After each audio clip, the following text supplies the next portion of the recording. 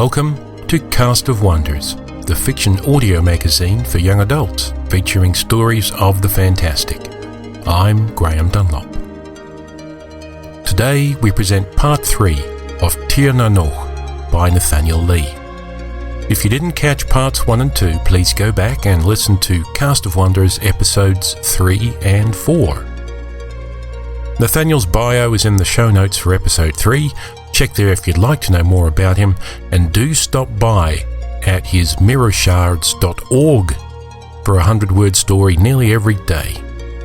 The narrator this week is Can You Guess? And now, we've a tale to tell.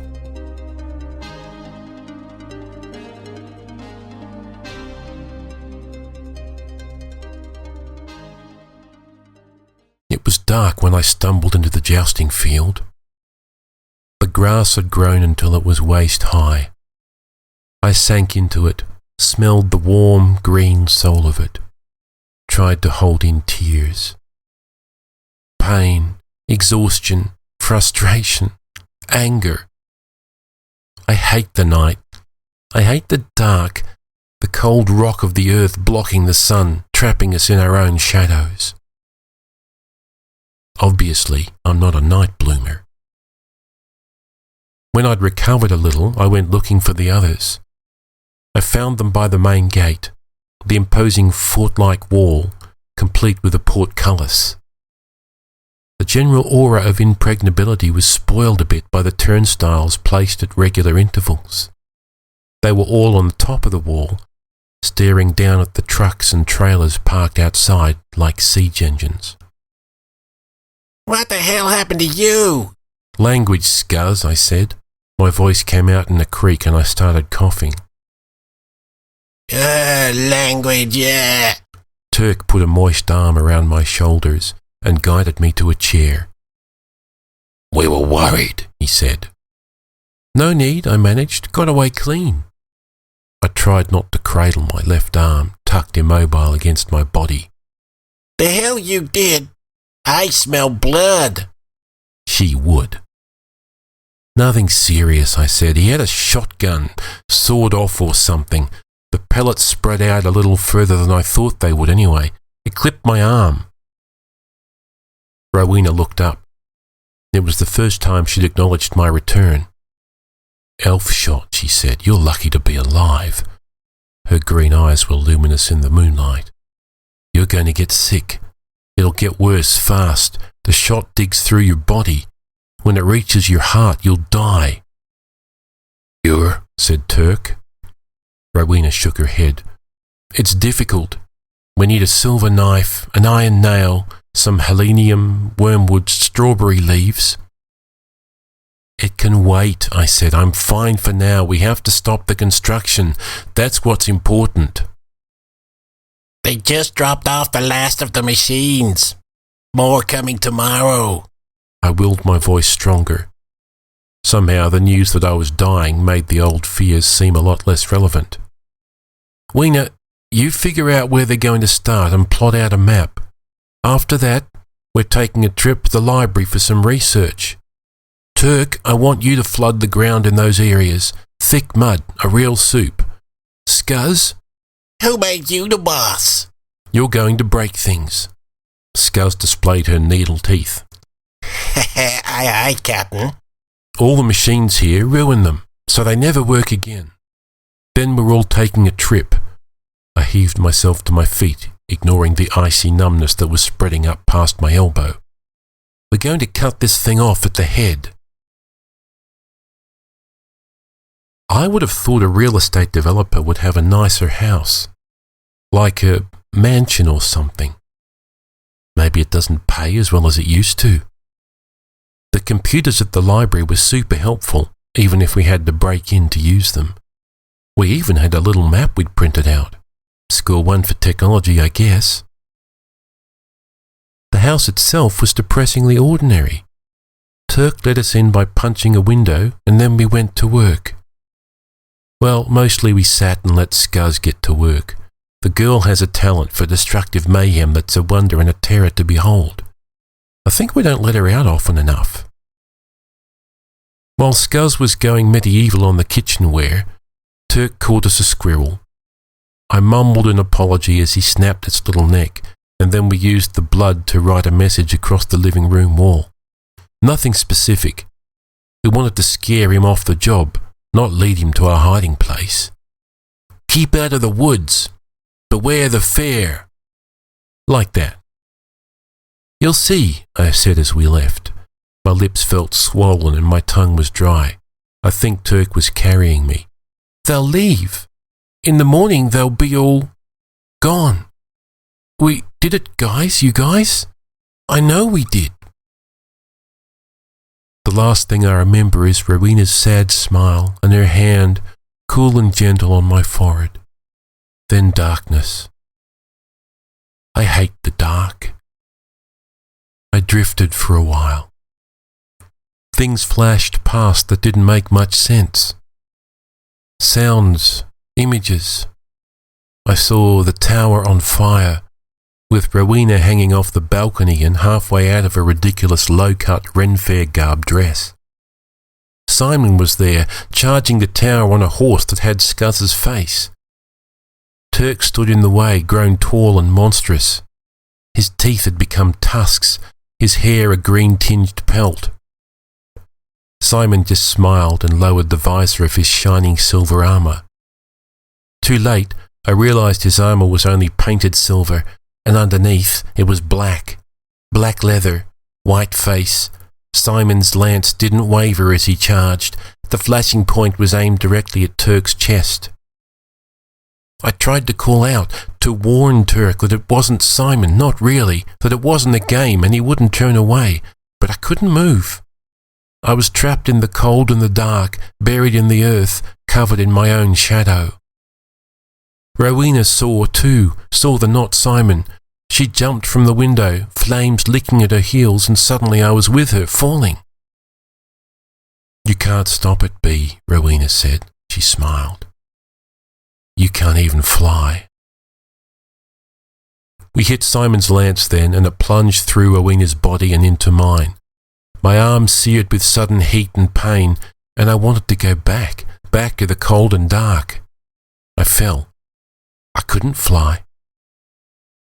Above me, Rowena hung on the end of the lance. Turk roared and battered at the Simon rider thing. The horse with Scuzz's face bucked and kicked, trying to throw the rider. I realised I was holding the lance. Rowena was speared through. It must have hurt. I couldn't have stood it, but Rowena's smile never wavered, her eyes boring into mine like my lance pierced her chest. Her blood was flowing, running in crimson streamers down the wooden haft of the lance. It dripped on my face, hot and salty sweet. Drip. Drip. Drip. I opened my eyes. It was dark and cold, and for a horrible second I thought that the dream was starting over again. I could hear water though, splashing, flowing, and dripping. On me.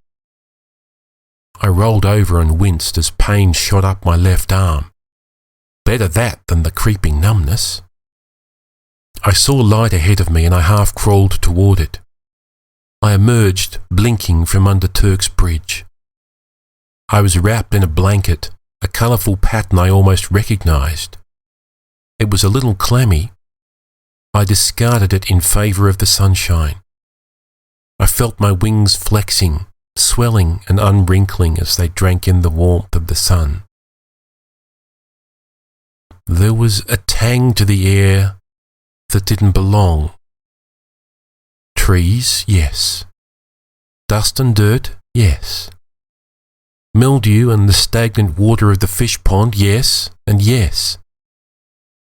But underneath those was something harsher, like a fire. Turk was up on the battlements. I headed that way, moving slowly. My whole left side was stiff and aching. I didn't really want to see what Turk was looking at. I knew what would be there. I clambered up the ladder and crouched beside Turk. He was a chilly presence, no body heat to speak of. We looked over the wall for a while. "Thanks for the blanket," I said.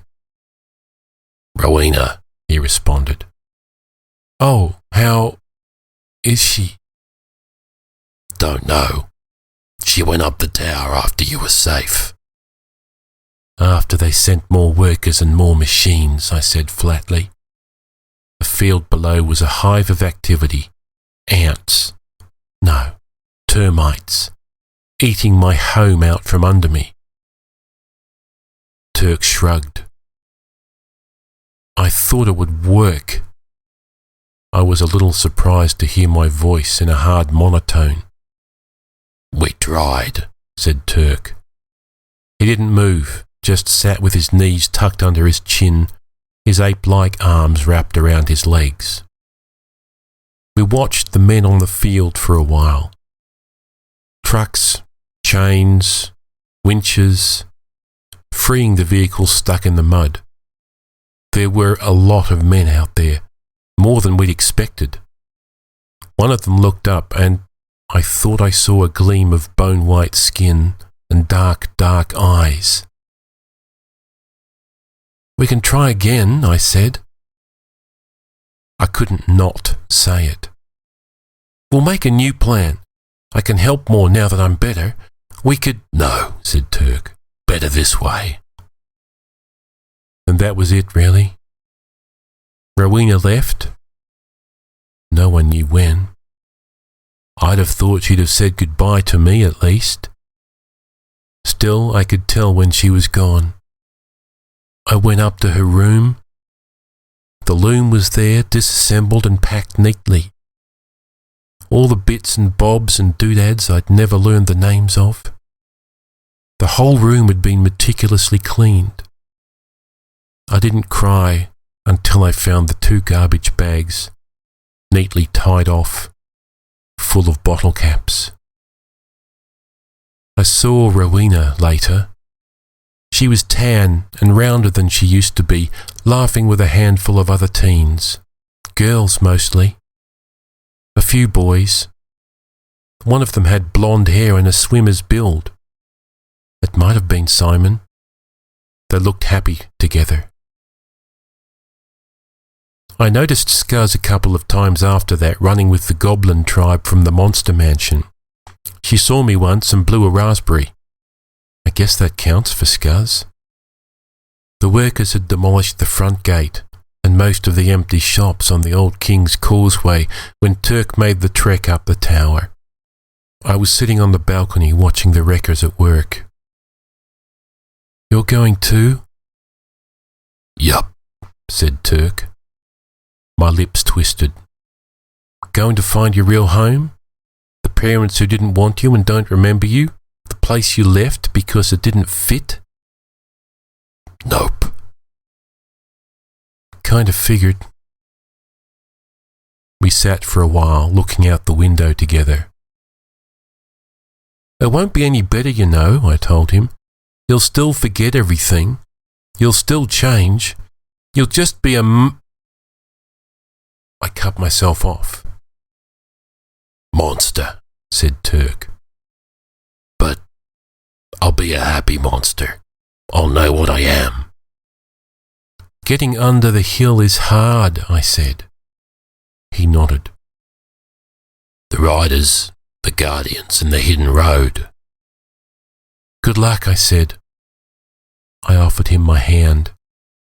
He shook it gently, as if afraid that already his strength would have grown enough to crush me.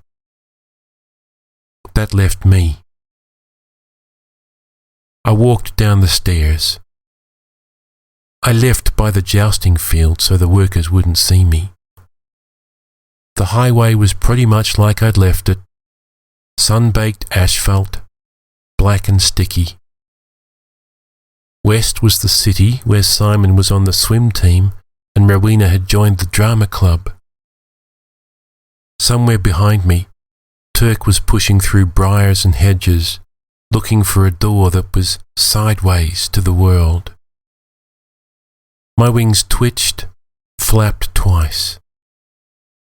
East, more empty amusement parks and a decrepit spooky ride where Scars and her gang terrorised the local children and gorged themselves on stolen sweets. In the city there was a home for me, the home I was meant for. All I had to do was walk into it and I'd be the daughter they'd always wanted, the daughter they suddenly remembered. I'd have friends and birthday parties and a real bed. I could even still have rainbow hair if I wanted it. I'd have to die, though. I started walking, straight ahead into the cornfields. Somewhere, I'll find a new city. I'll go door to door and knock. "Hi," I'll say, "I'm Bee. It's short for Bumblebee. I'm part human girl and part flower fairy, a little of both and not quite either. Can I be your new daughter?" Maybe someday, someone will say yes.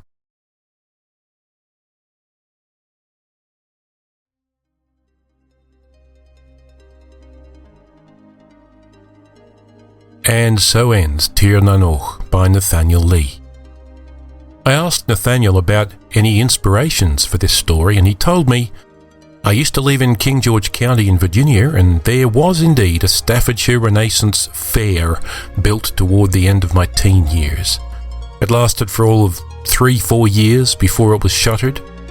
You could see it from the highway as the fake old-time buildings were slowly eaten by kudzu and the trees gradually filled back in.